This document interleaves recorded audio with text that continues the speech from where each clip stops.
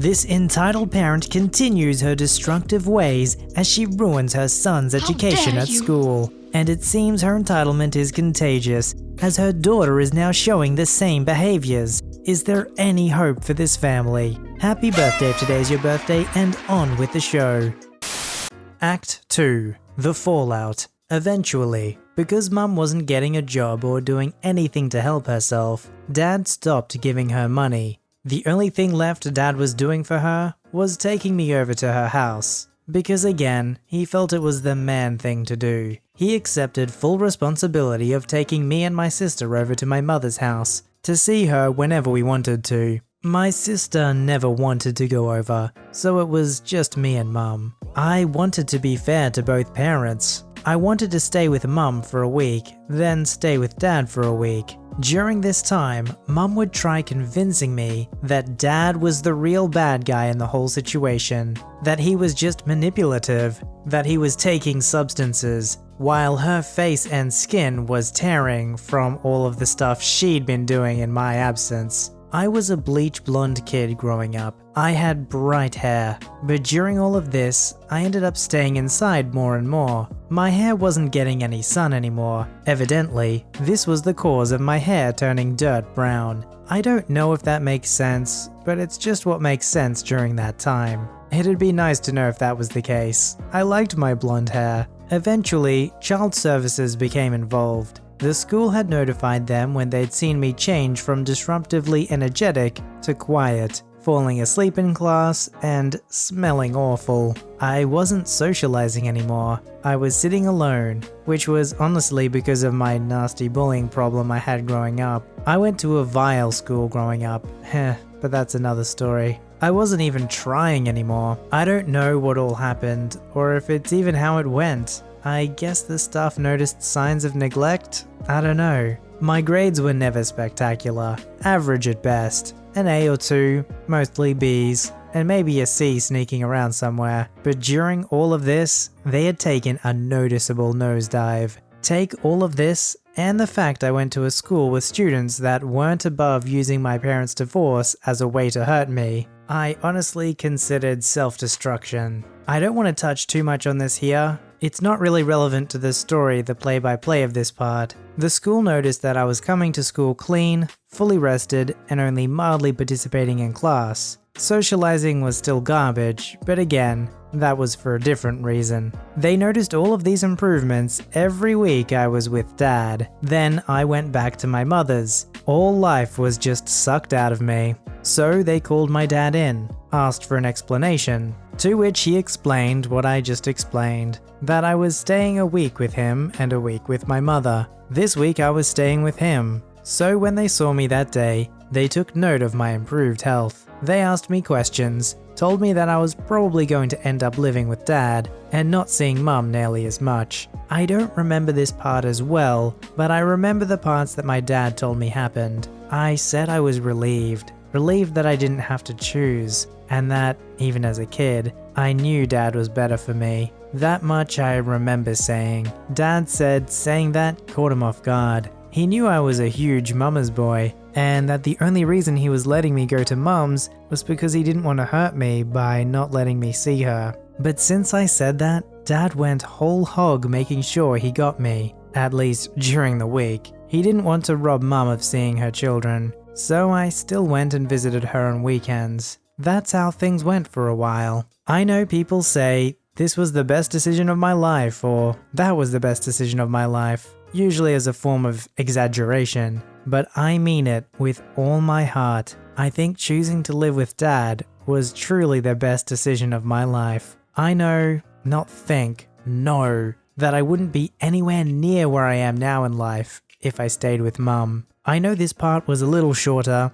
but there wasn't as much to cover here. We'll get back to my mother in Act 4. It was about here that my sister began to act up. The next part is going to be more so about my sister. Act 3. The sister. My dad and sister suddenly stopped seeing eye to eye, which was kinda surprising to me, as I was a mama's boy, she was a daddy's girl. I honestly don't know what changed. I think it was a mix of my sister's adolescence and my dad coping with the divorce. My sister was constantly throwing hissy fits. and not wanting to accept Dad's side of the story. I don't know what her deal was. I never bothered arguing back with my parents when I was getting pushed because I knew, inside, I was in the wrong. Such as me getting my Xbox taken away when my grades were bad, etc. I think she was spoiled growing up. She had the bigger bedroom, the big TV, whatever phone she wanted, a bunk bed, despite us not sharing a room,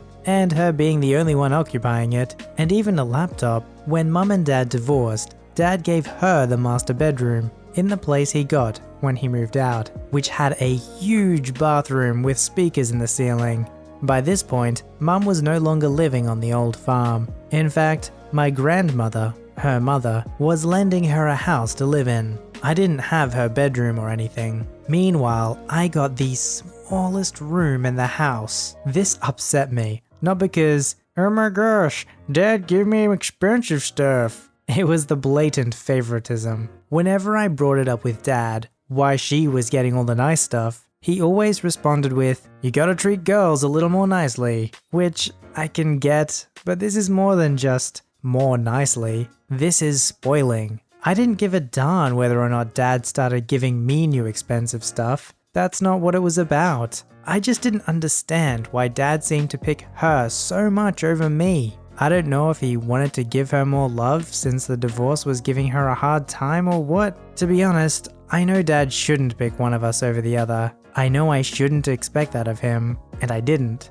It was a matter of that there was no choice to be made, but it felt like he picked my sister anyway. I know today that's likely not what it is. Maybe it was self-conscious. Maybe he felt like his relationship with his daughter was falling apart, and he was trying to win her with materialistic things. I'm not sure. I don't want to ask him today and let it slip that I felt he picked a favorite child. For clarification, like I said, I don't give a darn that my dad wasn't giving me expensive stuff. That wasn't my issue. My issue was that it felt like blatant favoritism for my sister. Just wanted to repeat that in case anyone read that as, "Daddy isn't buying me expensive gifts," because I know there will be those illiterate dudes who will read it like that. Better to say it twice for those in the back, eh? Back to the story. One day, after a particularly bad fight between the two, she told me that Dad was the one taking substances, not Mum. It didn't register at the time, but it seems like Mum got to her. I guess she and Mum had been texting? She seems to believe Mum's side over Dad's, despite everything Dad has to prove his side. My sister has always been kind of a know-it-all. Even today, she'll be 24 in a month and will act like a child if she is proven wrong. She never could admit she was wrong. And even today, in the new crap show she's gotten herself in, she still will find a way to blame what's happened to her on Dad. Now that I think about it, as I type this, maybe my sister could qualify as an entitled parent. Oh, whoopsies, spoilers. We'll get to that. Believe me, it's no surprise. One day, my sister meets a boy. As far as I'm aware, he's still a cool bro. He doesn't really have much relevance within the story. Then my dad takes my sister to Mum's. All of a sudden, she wants to be at Mum's after months of not wanting to see her. I guess it makes sense considering the circumstance. Dad probably thought it could be where she could cool things off, since things were heated between him and her. She went to Mum's, who ended up taking her to this boy's house where she stayed the night.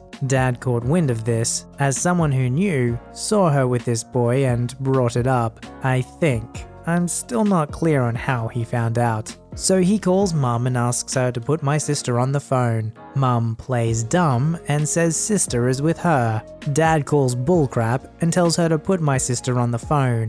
And Mum changes her story. Well, she may be out with the boy right now. She'll be back later. May be out with the boy right now? How do you not know where our daughter is? I just dropped her off with you. I don't know what the big deal is. Dad is ticked. Dad asks where they are, and Mum continues to play dumb, saying, I thought you knew. Dad hangs up, then calls my sister. He asks where she's at, and she says she's at Mum's. Boom, lie caught. Dad can't take it anymore at this point. He tells her that if she thinks she can scheme with Mum to lie to him, then she can stay with Mum. This is when he calls me up and asks me to help him pack up her things. After loading everything up, we take off into the dead of night, drop everything off in Mum's backyard, shoot her a text, then take off like ninjas. Nobody even knew we were there until we sent that text. Dad decides to give my sister the same treatment he gave Mum.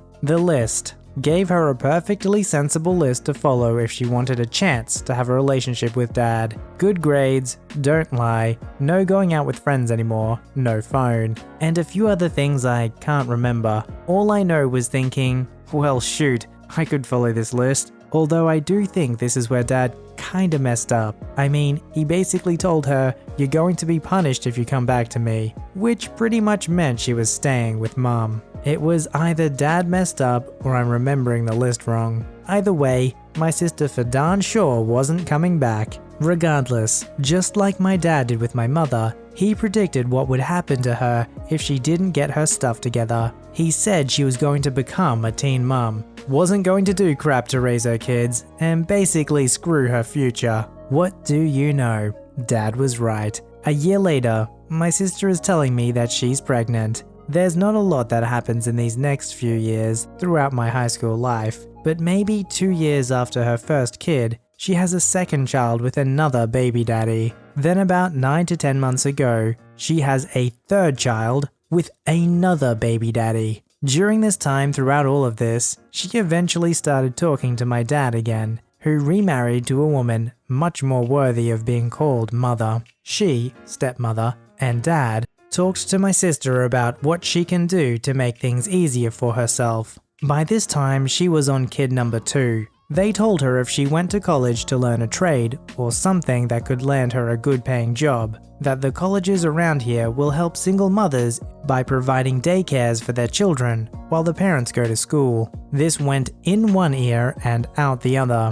At this time, she and I were talking occasionally, had a pretty meh relationship. We got along fine. One night I was texting her and told her about the college daycare situation my parents told her about. She was shocked, told me that if she knew that, she would have considered it sooner, despite the fact that the only reason I knew about the college daycare was because I was in the room when they told her about it. She always blew them off and anyone else who dared criticize her crappy life decisions. My grandmother on my mother's side included. I would see her post about a new tattoo on Snapchat. Then that very next freaking snap, she'd be complaining about being too broke. Then the next day she would snap, 45 minutes late for work, about to get beat out of my B-boss, hashtag mom life. I usually avoided criticizing her crappy choices because I know darn well how she'd react. But one day, she was venting about a fight her and Dad had. She told me what he said, and I knew exactly what he meant from her own words of the story. He said, "Those kids aren't going to have the lives they deserve because of you." Which really means because you keep on pussyfooting around, being lazy, making excuses, those kids won't have the lives that they deserve. He followed up that statement with that translation because it did come across as harsh. But sis kinda left that part out. He said that as it was her fault, because it was, she is perfectly capable of giving those kids the lives they deserve, but she just does jack all about it. She hasn't even tried getting child support from any of the fathers because she'd feel bad about it.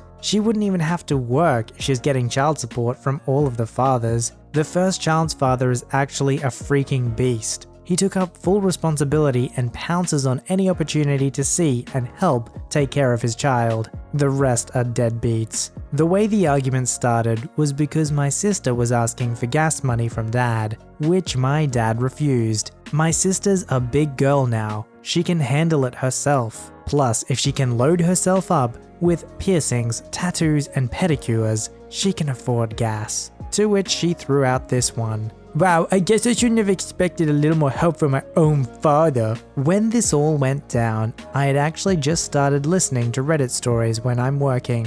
So when I heard that, the first thing that crossed my mind was, is my sister a choosing beggar? The best part, Dad wasn't the one who told me she said that the first time. She was. She didn't seem to realize Dad had no obligation to help her because we're family. Later, Dad told me that's what she said, and I showed him her text message to me. At this point, I couldn't keep quiet anymore. I finally told her that I too had a problem with her crappy choices. I broke down everything I've seen with her SC, all her dumb choices, choosing to get her nails done, $50, for both her and one of her kids, etc. To which she wrote me a book making excuse after excuse, dropping stuff like, "Why are all of you so judgmental of me?" and "I'm a great mother," and of course, "None of you understand how hard it is being a single mother." To which she got her last laugh in and blocked me. I then later heard she made a post about me online. My name wasn't dropped or anything. I wasn't the only one it was directed at either. She basically made up all the same excuses as she did to me in the post. I couldn't see it, but my stepmom did. About a month later, she unblocked me and wished me a happy birthday. We didn't really talk much. We just left it at that. Ain't spoken to her since. This is probably one of the most epic stories we've ever read on the channel. I hope you guys are enjoying it just as much as me. Be sure to make sure you're subscribed with notifications so that you'll get the next episode where we'll go through parts 4 and 5 and discover the final fate of this family. Submit your story to be read on the channel at voiceyherestories@gmail.com and join our Voicey veteran community at r/VoiceyHere. Don't forget to like, subscribe, and hit that bell to never miss an episode. Alright Voicey veterans, I'll see you in the next one.